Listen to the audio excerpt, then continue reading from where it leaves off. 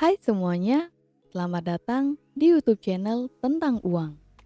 Di channel ini akan membahas berbagai hal yang berkaitan dengan uang, seperti trading, investasi, money management, dan masih banyak lainnya. Karena channel ini masih baru, ada baiknya kalian klik tombol subscribe untuk membantu perkembangan YouTube channel ini. Siapa nih di sini yang ingin punya perusahaan?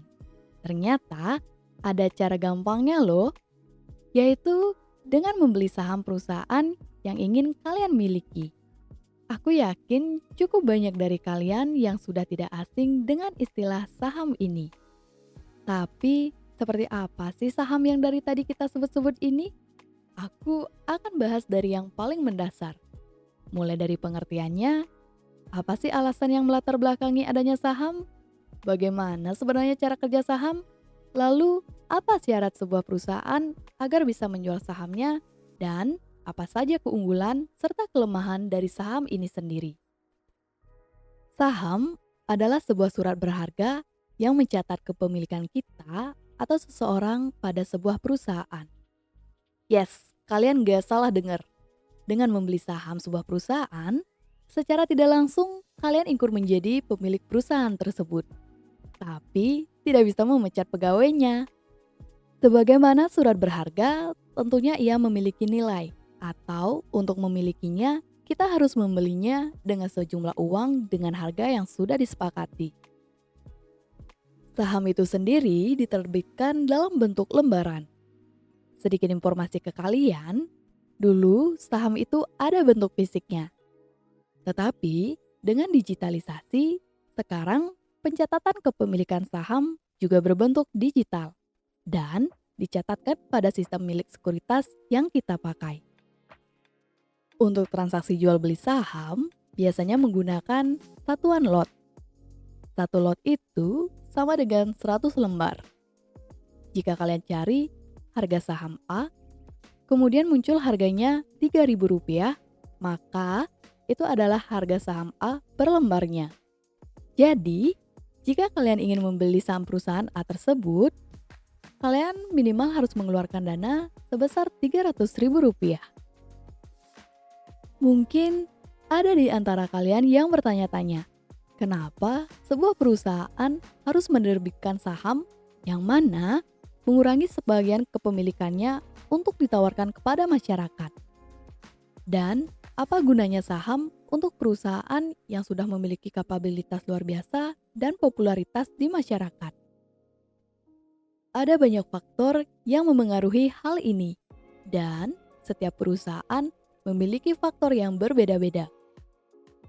Dari banyaknya faktor yang ada, aku akan kasih tahu ke kalian beberapa faktor yang umum, yaitu kebutuhan dana untuk ekspansi perusahaan, pengadaan alat dan bahan produksi baru, melakukan pelunasan utang, meningkatkan atensi publik terhadap perusahaan, dan masih banyak yang lainnya. Aku akan jelasin dari awal gimana sebuah perusahaan ingin menjadi perusahaan terbuka supaya bisa dibeli oleh masyarakat luas. Seperti yang sudah aku singgung pada poin pengertian saham tadi, penawaran perdana saham sebuah perusahaan disebut IPO atau Initial Public Offering. IPO adalah proses ketika perusahaan memutuskan untuk membuka kepemilikan saham ke publik atau menjadi perusahaan terbuka atau TBK, di mana perusahaan yang dulunya tertutup akhirnya bisa dibeli oleh masyarakat luas. Biasanya, sebuah perusahaan yang akan IPO akan memberikan harga penawaran awal pada investor.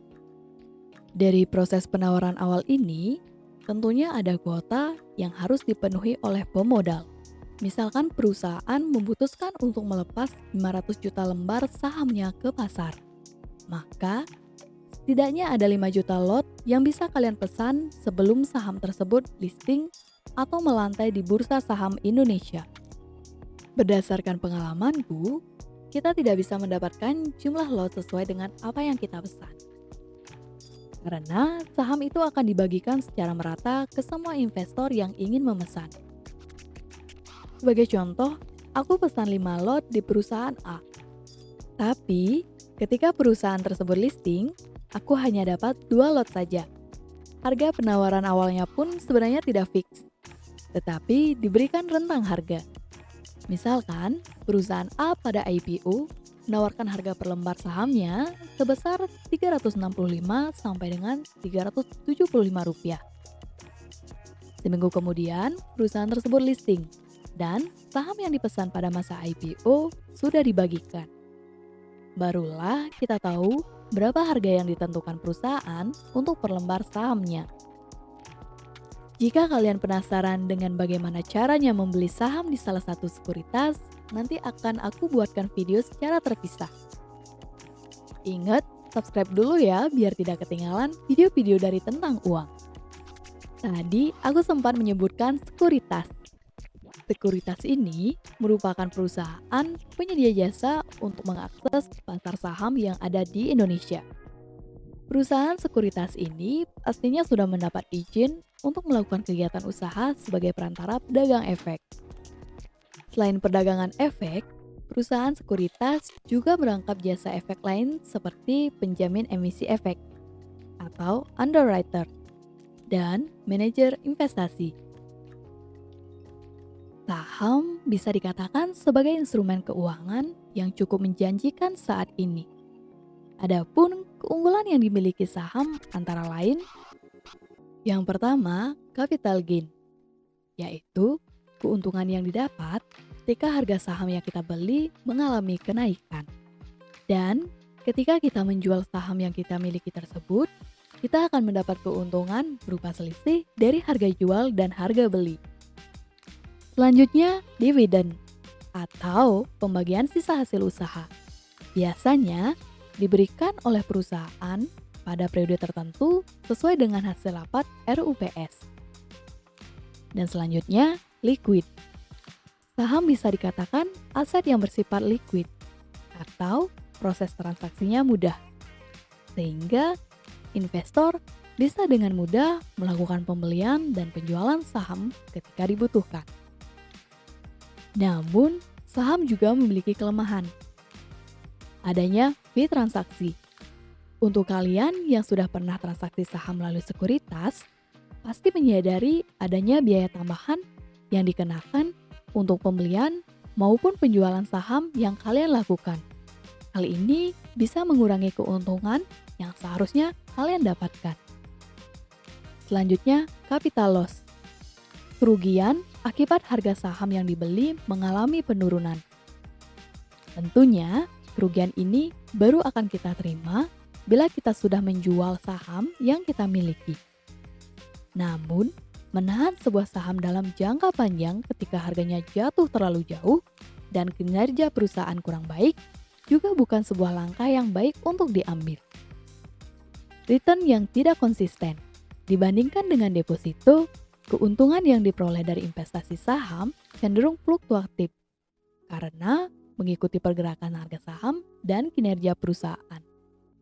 Potensi perusahaan penerbit saham terkena suspend atau bangkrut.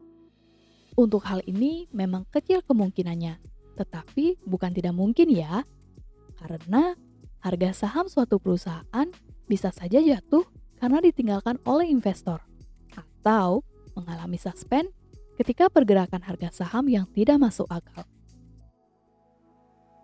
Masih banyak kelebihan dan kelemahan tentang saham ini. Aku harap kalian yang masih setia menonton sampai detik ini untuk tetap mencari informasi di tempat lain mengenai saham. Menurutku, memperbanyak referensi akan menambah pengetahuan kalian tentang saham juga. Sekian dulu materi pada kesempatan kali ini. Semoga bisa membantu kalian memahami apa itu saham, mulai dari pengertiannya, bagaimana sebenarnya cara kerja saham ini, lalu apa syarat sebuah perusahaan agar bisa menjual sahamnya, dan apa saja keunggulan dan kelemahan dari saham ini sendiri. Semoga bisa menjadi pemantik semangat untuk mengumpulkan lebih banyak pundi-pundi rupiah. Silakan berikan komentar bila ada yang ingin kalian tanggapi terhadap apa yang aku sampaikan. Bila merasa video ini bermanfaat, silakan klik like.